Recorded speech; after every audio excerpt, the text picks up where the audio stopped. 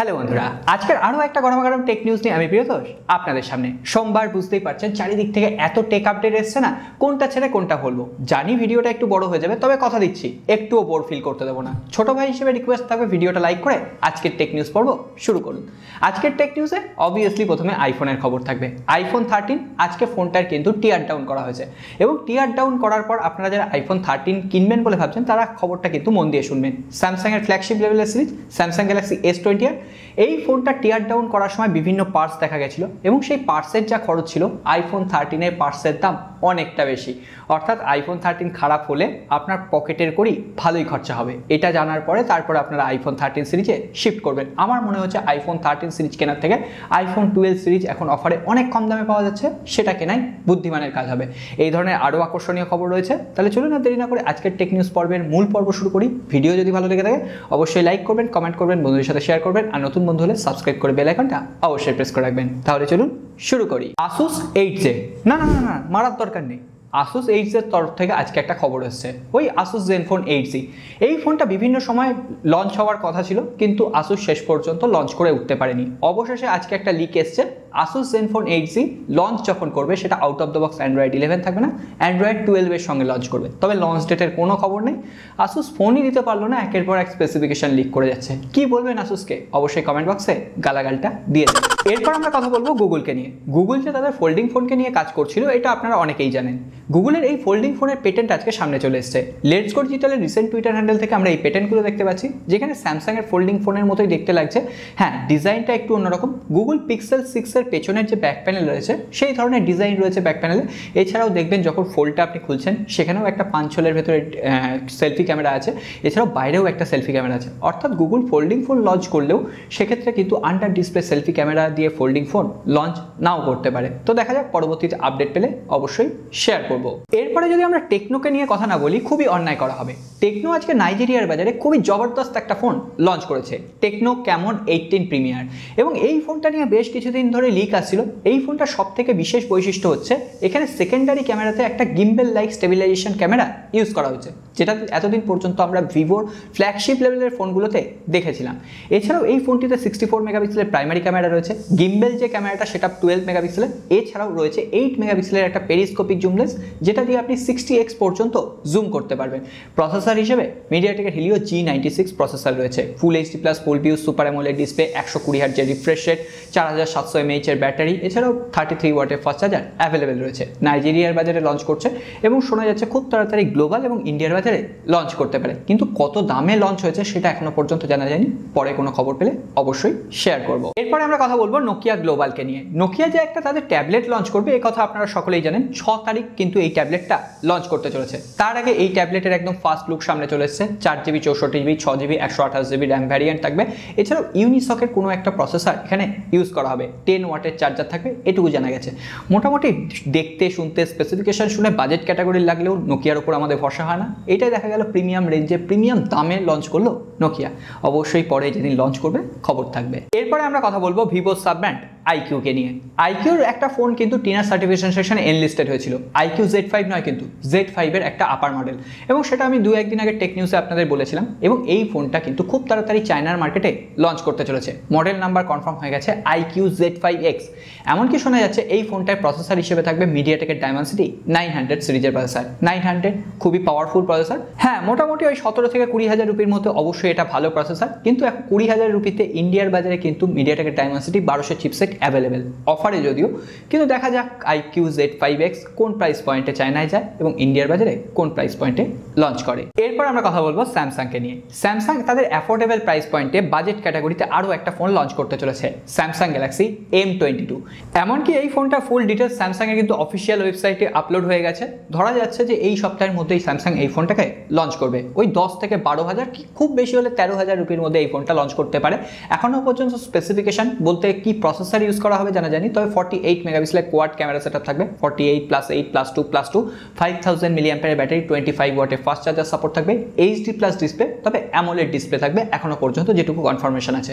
OnePlus 9RT হ্যাঁ, এই ফোনটা আসার কথা ছিল কোয়ালকম স্ন্যাপড্রাগন 870 প্রসেসরের সঙ্গে, 15ই অক্টোবর লঞ্চ হওয়ার কথা ছিল, কিন্তু আজকে সমস্ত গোলমাল করে দিয়ে টিনার সার্টিফিকেশন সেকশনে OnePlus 9RT ফোনটা লিস্টেড হয়েছে এবং সেখান থেকে আমরা জানতে পারছি এই ফোনটায় থাকবে কোয়ালকম স্ন্যাপড্রাগন 888 প্রসেসর। হ্যাঁ, আর এই ফোনটার দাম কিন্তু বেশ কিছুদিন আগে লিক হয়েছিল, বলা হয়েছিল ভারতের বাজারে 35,000 রুপির মধ্যে কিন্তু এটা লঞ্চ করবে, কিন্তু 35,000 রুপিতে কোয়ালকম স্ন্যাপড্রাগন 888 তাও আবার OnePlus দেবে? আপনারা এটা বিশ্বাস করতে পারেন? যদিও OnePlus-এর ফোন নেওয়ার ক্ষেত্রে এখন কিন্তু একটা ধোঁয়াশা তৈরি হয়েছে, কারণ OnePlus-এর অক্সিজেন ওএসের জন্য অনেকেই OnePlus-এর ফোন কিনতেন, কিন্তু তারা ভবিষ্যতে জানেন না যে OnePlus-এর ফোনে তাদের কালার ওএসের অপারেটিং সিস্টেম ইউজ করতে হবে কিনা। এরপরে OnePlus-এর তরফ থেকে আর একটা ছোট্ট খবর রয়েছে, OnePlus 10 Pro অর্থাৎ পরবর্তী জেনারেশনের যে ফ্ল্যাগশিপ লেভেলের ফোনটা আসবে সেখানে শোনা যাচ্ছে নাকি 5x পেরিস্কোপিক জুম লেন্স থাকবে। সো এখনো পর্যন্ত এটা লিক বা রিউমার পর্যায়ে ধরতে পারেন, পরবর্তীতে যখন লঞ্চ করবে আরও স্পেসিফিকেশন সামনে আসবে তখন ডিটেলস শেয়ার করব। এরপর বাংলাদেশের বন্ধুদের জন্য একটা খুশির খবর দিয়ে দিই, Vivo X70 সিরিজ খুব রিসেন্টলি কিন্তু ইন্ডিয়ার বাজারে লঞ্চ করলো। এবার অফিসিয়ালি Vivo X70 সিরিজ বাংলাদেশে লঞ্চ করতে চলেছে। ফারাদিন নিলয়ের রিসেন্ট টুইটার হ্যান্ডেল থেকে আমরা এই ডিটেলসটা সামনে পেয়েছি। সো আপনারা কারা ভিভোর ফ্ল্যাগশিপ লেভেলের ফোনের জন্য ওয়েট করছিলেন অবশ্যই জানাবেন। তবে এই ব্যাপারে আমি বলবো, ফ্ল্যাগশিপের যদি কোনো ফোন কিনতে হয় তাহলে সেটা স্যামসাং হতে পারে, অ্যাপেল হতে পারে, এরা কিন্তু ট্রুলি ফ্ল্যাগশিপ দেয়। হ্যাঁ, অনেকেই এখন আমার সাথে তর্ক করবেন কেন ভিভো নয়, কেন ওপো নয়, এটা মানসিকতার ব্যাপার। অবশ্যই আপনারা আলটিমেট ফ্ল্যাগশিপ হিসেবে কোন কোম্পানিগুলোকে ভাবেন অবশ্যই কমেন্ট করে জানাবেন। গত 2-1 দিন আগে টেক নিউজে আমি বলেছিলাম পোকোর তরফ থেকে দুটো ফোন লিস্টেড হয়েছে, Poco M4 এবং Poco M4 Pro। Poco M4 Pro যে ফোনটা, সেই ফোনটার বেশ কিছু ডিটেলস আজকে সামনে এসেছে। মিডিয়াটেকের ডায়মেনসিটি 700 প্রসেসর থাকবে, 5000 মিলিঅ্যাম্পিয়ারের ব্যাটারি, 33 ওয়াটের ফাস্ট চার্জার অ্যাভেলেবেল থাকবে, এছাড়াও কোয়াড ক্যামেরা সেটআপ থাকবে। তবে এখনো পর্যন্ত ধোঁয়াশা আছে এখানে 64 না 48 মেগাপিক্সেল থাকবে, তবে এটুকু জানা গেছে যে এখানে ওমনি ভিশনের সেন্সর থাকবে। সো দেখা যাক পোকো এই ফোনটাকে কোন প্রাইস পয়েন্টে লঞ্চ করে। এরপর আমরা কথা বলবো শাওমিকে নিয়ে। শাওমি চায়নার বাজারে দিন কয়েক আগে Xiaomi Civi বলে একটা ফোন লঞ্চ করেছিল এবং সেই ফোনটা খুবই কম প্রাইস পয়েন্টে একটা হাইপ তৈরি করেছিল বলা চলে, নতুন একটা রেকর্ড তৈরি করেছিল এই ফোনটার শিপমেন্ট। তো সেক্ষেত্রে Xiaomi কিন্তু অফিসিয়ালি বলে দিয়েছিল কোনোভাবে গ্লোবাল এবং ইন্ডিয়ান মার্কেটে তারা লঞ্চ করবে না। তবে এর সঙ্গে সঙ্গে এর pro variant Xiaomi Civi Pro আজকে টিনার সার্টিফিকেশন সেকশনে এনলিস্টেড হয়ে গেছে। এমনকি মনে করা হচ্ছে এই ফোনটা গ্লোবাল অ্যানাউন্স হবে, এমনকি ইন্ডিয়ার বাজারে লঞ্চ করবে। Xiaomi Civi Pro এর কয়েকটা স্পেসিফিকেশন সামনে এসেছে, যেমন এখানে 2K ডিসপ্লে থাকবে, ওটা হবে OLED ডিসপ্লে, 120 হার্টজের রিফ্রেশ রেট থাকবে, কার্ভ ডিসপ্লে থাকবে এবং কোয়ালকম স্ন্যাপড্রাগন 870 প্রসেসর থাকবে। এখন দেখা যাক কোন প্রাইস পয়েন্টে এটা লঞ্চ করতে পারে। ইন্ডিয়ার বাজারে যদি এটাও 35,000 রুপির মধ্যে লঞ্চ করতে পারে, বাংলাদেশে যদি 45,000 টাকার মধ্যেও যায়, এটা একটা অনবদ্য চয়েস হতে পারে। ফ্ল্যাগশিপ কিলার তকমাটা কিন্তু একে দেওয়া যেতে পারে। শুধুমাত্র চাইবো Xiaomi MIUI 13-এ যেন আর কোনো রকম বাগস না রাখে। Xiaomiর যদি এই যে দুর্বলতা সেটা কেটে যায় তাহলে Xiaomi কিন্তু আরও অনেক দূর পর্যন্ত যেতে পারে। আর Xiaomiকে আর কী বা বলছি, Xiaomi এখন 1 নম্বর, এটা আপনারা সকলেই জানেন। রেডমির তরফ থেকে যে 3টে ফ্ল্যাগশিপ লেভেলের ফোন আসে Redmi K50 সিরিজে, সেই 3টে ফোনের আজকে স্পেসিফিকেশন সামনে চলে এসেছে। Redmi K50 স্পেসিফিকেশন বলতে এখানে AMOLED ডিসপ্লে থাকবে, হায়ার রিফ্রেশ রেট থাকবে, কোয়ালকম স্ন্যাপড্রাগন 888 প্রসেসর, 48 মেগাপিক্সেলের মেইন ক্যামেরা সেন্সর থাকবে, 67 ওয়াটের ফাস্ট চার্জার অ্যাভেলেবেল থাকবে।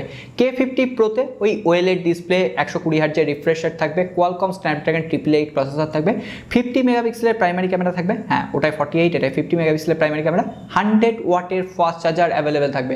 এবং K50 Pro Plus যেটা হবে সেখানে কোয়ালকম স্ন্যাপড্রাগন 898 অর্থাৎ আলটিমেট যেটা ফ্ল্যাগশিপ প্রসেসর লঞ্চ করবে সেই প্রসেসর দিয়ে আসবে, 108 মেগাপিক্সেলের প্রাইমারি ক্যামেরা হবে, 120 ওয়াটের ফাস্ট চার্জিং টেকনোলজি সেখানে দেওয়া হবে। আবার কতগুলো ফোন বাস্ট করবে বলুন তো, অবশ্যই জানাবেন। এখন বেশি চার্জিং দেখলেই না ভয় লাগছে, এত OnePlus-এর ফোন ব্লাস্ট করেছে। এই সমস্ত কিছু ছাড়াও রেডমির পক্ষ থেকে আরও একটা নতুন ফোনের স্পেসিফিকেশন সামনে এসছে, সেটার মডেল নাম্বার এখনও কনফার্ম নয়, তবে সেখানে শোনা যাচ্ছে AMOLED ডিসপ্লে থাকবে, 120 হার্টজের রিফ্রেশ রেট এবং এটা কিন্তু কার্ভ ডিসপ্লে হবে, কোয়ালকম স্ন্যাপড্রাগন 870 প্রসেসর থাকবে, 108 মেগাপিক্সেলের প্রাইমারি ক্যামেরা থাকবে, আল্ট্রা ওয়াইড অ্যাঙ্গেল লেন্স থাকছে এবং 3x একটা টেলিফটো জুম লেন্স থাকছে, এছাড়াও 67 ওয়াটের ফাস্ট চার্জার অ্যাভেলেবেল থাকছে। তো দেখা যাক এটা কোন মডেল নাম্বারে লঞ্চ করা হয়। এরপরে রিয়েলমির তরফ থেকে দুটো ছোট্ট খবর দিয়ে আজকের টেক নিউজ শেষ করব। Realme GT Neo 2 এই ফোনটা খুব তাড়াতাড়ি ভারতের বাজারে লঞ্চ করতে চলেছে। আজকে কিন্তু ভারতের যে রিয়েলমির অফিসিয়াল টুইটার হ্যান্ডেল আছে সেখান থেকে এই ফোনটা টিজ করা শুরু হয়ে গেছে। এমনকি বলা হচ্ছে এই ফোনটা নাকি খুবই অ্যাগ্রেসিভ প্রাইস পয়েন্টে লঞ্চ করবে। আমি জানি না কোয়ালকম স্ন্যাপড্রাগন 870 প্রসেসর আছে, তবে 30,000 রুপির নিচেই লঞ্চ করবে বলে আমার ধারণা, এবং বাংলাদেশেও কিন্তু অফিসিয়ালি লঞ্চ হচ্ছে। এই ফোনটার স্পেসিফিকেশন কি আছে জানতে আই বাটনে একটা ভিডিও লিঙ্ক দিলাম, অবশ্যই একবার দেখে নেবেন। আপনারা অনেকেই বলেন আই বাটনের লিঙ্ক বলি ঠিকই কিন্তু অ্যাড করতে ভুলে যায়। আই বাটনের লিঙ্ক থাকে, হয়তো টাইমিংসটা একটু অন্যদিকে হয়ে যায়। আপনারা 3 ডট বাটনে ক্লিক করে আই বাটনের যে অপশনটা আছে ওখানে ক্লিক করে ওই ভিডিওটা দেখে নিতে পারেন। তো বন্ধুরা, কেমন লাগলো আজকের টেক এপিসোড? বোর ফিল করেননি নিশ্চয়ই? তাহলে ছোট ভাই হিসেবে একটা লাইক হয়ে যাক, আর নতুন বন্ধু হলে সাবস্ক্রাইব করে বেল আইকনটা অবশ্যই প্রেস করে রাখবেন। আপনারা চাইলে আমাদের সোশ্যাল মিডিয়া হ্যান্ডেলগুলোতে ফলো করতে পারেন, ফেসবুক, টুইটার আর ইনস্টাগ্রাম আছে। আর ফেসবুকেও কিন্তু আমরা নতুনত্ব ভিডিও আপলোড করা শুরু করেছি। আমাদের এক্সাইটিং ভিডিওগুলো দেখার জন্য আমাদের ফেসবুক পেজে অবশ্যই নজর রাখুন। এরপর আসবো এক বন্ধুর কমেন্ট পর্বে। গতকালের পর্বে কমেন্ট করেছেন এক বন্ধু ইকবাল হোসেন, ভাই 5G ব্যান্ড কতগুলো সাপোর্ট করে রিয়েলমি জিটি মাস্টার এডিশনে?